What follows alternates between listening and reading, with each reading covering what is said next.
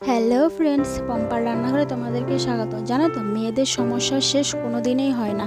মানে এক এক রকমের কথা তো শুনতেই হয়, ঠিক আছে? কিছু একটা রান্না করলে এক একজন এক এক রকম করে বলবে রান্না করতে। এবার তুমি বাড়িতে যদি দু তিনজন লোক থাকে, কার কথা শোনো? ননদ বলবে এইভাবে রান্না করো, বর বলবে এইভাবে রান্না করো, আরও যারা আছে তারাও বলবে, এক একজন এক এক রকম করে রান্না করতে বলে। প্লাস কেউ বলে আলু দিয়ে চিকেন রান্না করো, কেউ বলে আলু ছাড়া চিকেন রান্না করো। এই চিকেনটা রান্না করেছিলাম বাপের বাড়িতে চলে এসেছি তো আমি, তার আগের দিন বরমশাই বলছিল মনা তুমি বাড়িতে চলে যাবে, তো এর আবার সে কতদিন পরে আসবে, ঠিক আছে? তো তোমার হাতের চিকেন তো তাহলে এতদিন খাওয়া হবে না আমার, আমি একটু চিকেন এনে দিই, তুমি আমাকে রান্না করে দাও।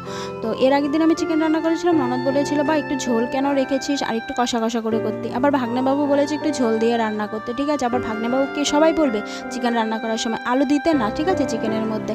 তারপর যখন রান্না করবো তারপরে সবাই বলবে আলু দিলি না, সবাই তখন আলুটাই বেছে বেছে খাবে, এরকম হয়ে গেছে আমাদের অবস্থা। তো সেদিন আমি বরমশাইয়ের আবদারে এভাবে চিকেনটা রান্না করেছি।